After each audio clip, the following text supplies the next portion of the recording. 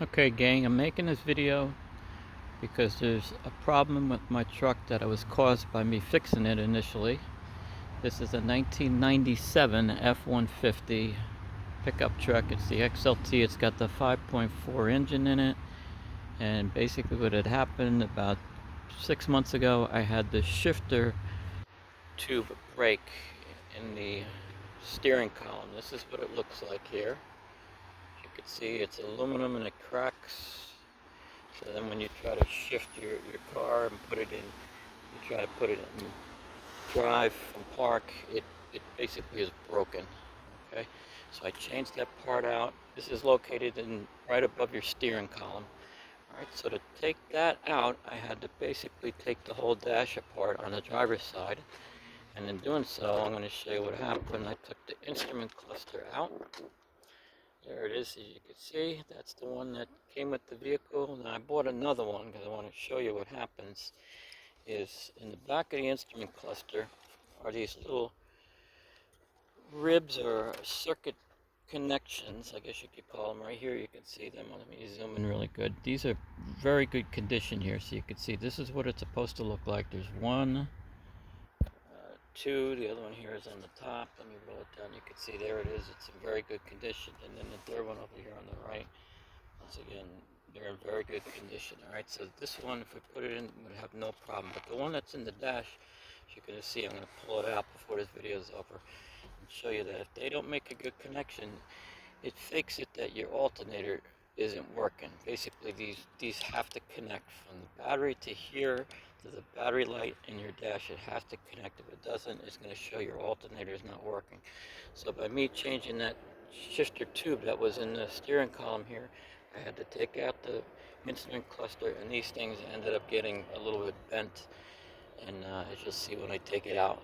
Anyway, so that's what drove a problem. I ended up changing the alternator once, I changed it twice, I even changed the fusible link that's in the engine compartment, thinking it might have been that. Give me a second while the plane goes by.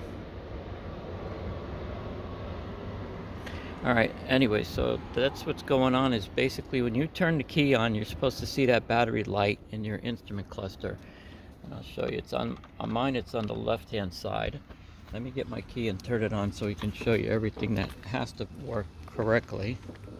Because right now it's working correctly, but I'm going to disable it so you can see that this can fake you out, that you think it's the alternator and it's not. Alright, so here we're going to put the key on. There's that battery light right there. You can see it right there. That's the battery light right above the seatbelt. That has to come on. If that battery light doesn't come on, there's a better picture of it. Right below the door jar. If that light doesn't come on, you've got a problem. Alright, so we're going to do that right now. We're going to show that that will have a problem. Alright, now I'm going to start the vehicle in a second. But let me go to the voltmeter and show you the battery does have 12 volts right now. Let's go over to the battery. Okay, here's my little voltmeter right here. I hope I can do this with one hand. Okay, let's see. There you can see we got just about 12 volts, 11.94. Okay, the vehicle is off. I installed a brand new alternator. There you can see it sitting there. And I also put in, like I said, the fusible link is over here on the firewall. There's two of them. The bottom one is for the alternator. Let the plane go by again. Alright, so I changed the mega fuse. This one is 175, and I checked the one in here is also good. Anyway, but this is going to be the problem. We're going to start the vehicle now, and we're going to show you that we do get 13 volts at the current time or more. And then we're going to see what happens when I disconnect that. Okay, once again, there's the battery light comes on. Vehicle starts. Go check the voltage.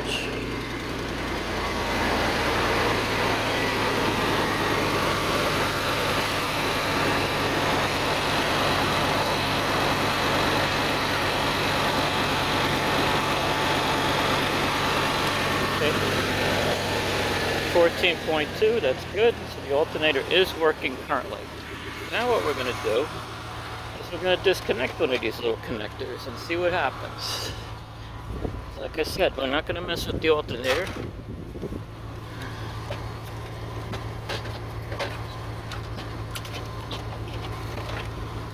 I'm going to take out the middle one first. Let's see if that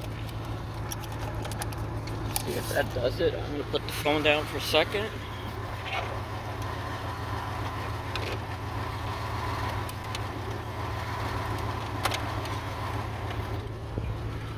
There you can see I disconnected it. Alright, let's go check the voltmeter now and see if there's anything different.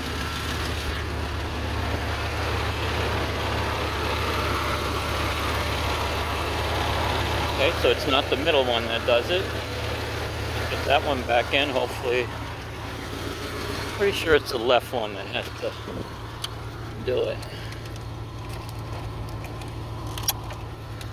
Okay, here's the left one I'm going to disconnect. There, that's disconnected. Check the voltmeter again.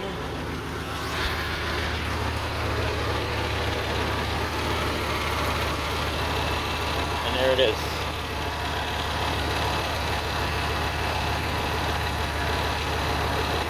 So that's the proof. The left one has to be connected. If that's not connected, your alternator is not running. Okay, and from what I found out, let me show you the cluster itself. This is the back of the cluster. These are the little light bulbs, these little tabs, and I'm sorry I can't pull one out right now because I'm going to have to hold the camera. But anyway, on the left-hand side over here, you'll see it says, I believe it's the second one down, that's the battery light once again. If that bulb itself is burnt, your alternator is not going to work either, because the juice has to go from the battery all the way through this bulb and into the ground. And if that bulb is burnt out, you busted the circuit. You're not going to get 14 volts. Your alternator is not going to be working. So that's the problem. Now what I'm going to do is pull out my, let me shut the car off because you see the situation. Once again, let me just put it back in and see if I can get it to work, just for the heck of it. All right, so that's connected back in. Let's see what happens.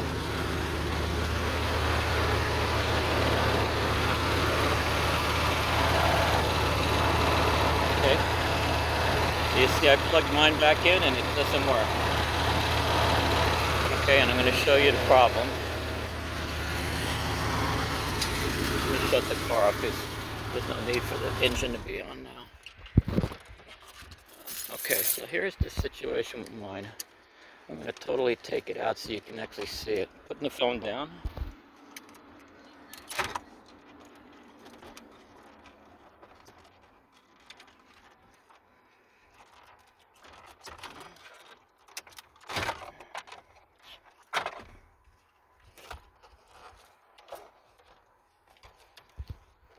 Okay, so here we're going to compare the two and you can see what happens.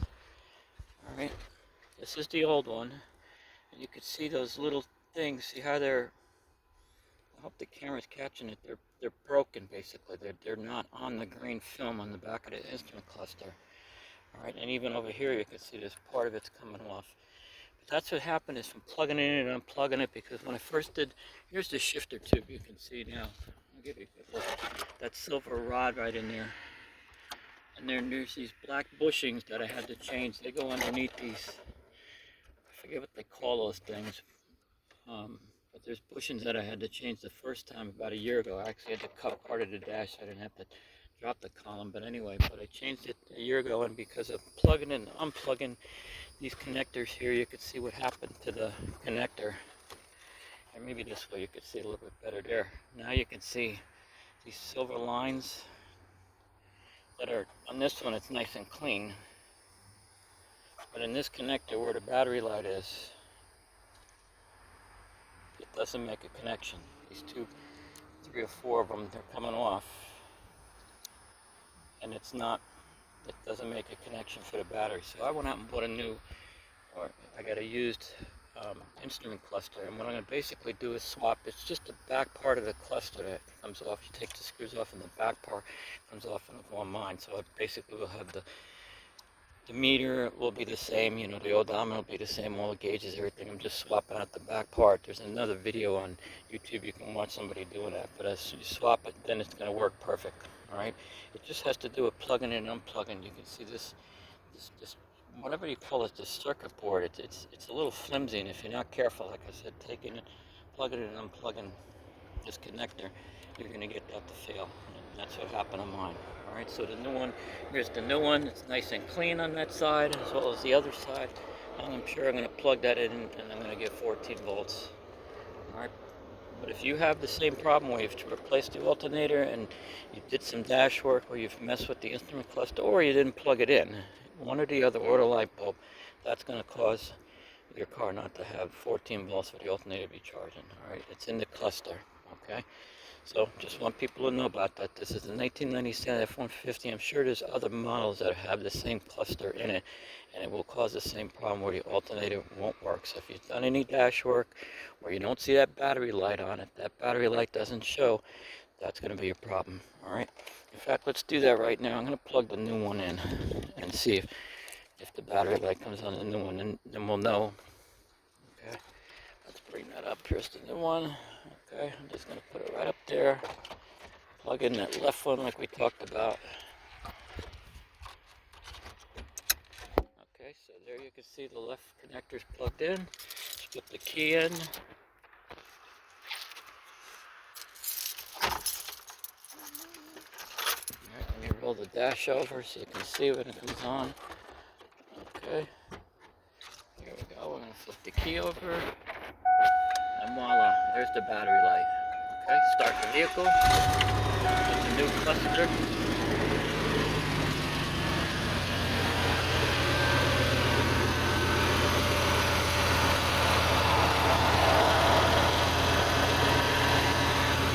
$14 volts.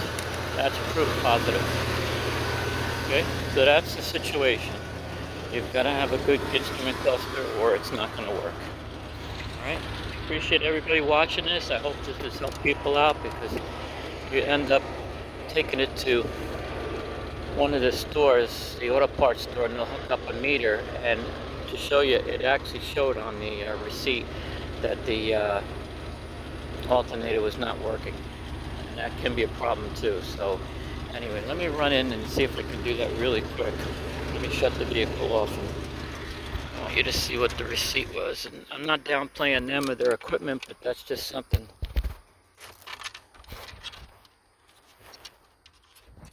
That's something you have to be careful with too. Okay, hold on. Let's run in and show you what they showed.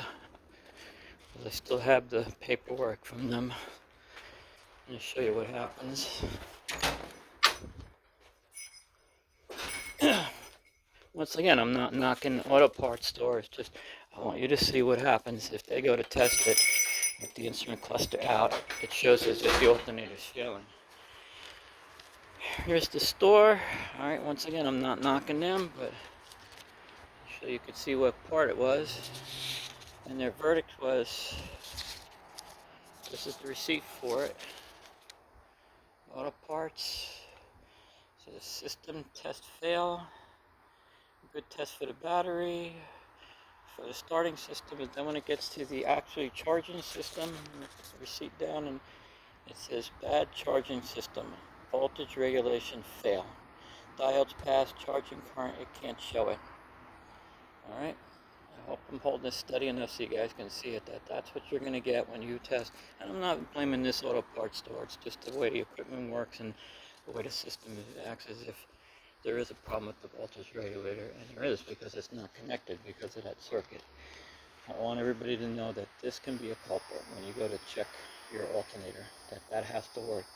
The fuse that I showed you on the firewall has to be working, as well as this circuit has to be connected. So if you've done any dash work, like I said, and replaced anything in the dash and had to take the instrument cluster out like I did, that's what you got to do.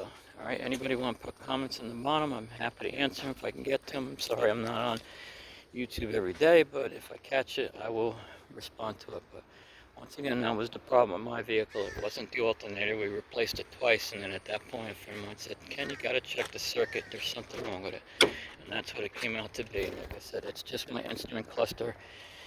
These little tabs, or whatever you want to call them. So anybody has the name of this thing, whatever it is, but like I said, you take the screws off, this back panel comes off, and it'll go on the other, my old cluster. And I'll be able to just swap them out. This way I don't have to be, I don't have to keep figuring out how many miles I have with the odometer. Unless you want. I mean, the new one has 129. My vehicle has, I think, 200, but I'm not here to sell the vehicle to anybody. I'm going to keep this. So, all right, guys, that's it. That's a wrap. So, like I said, just be careful when you go to plug and unplug.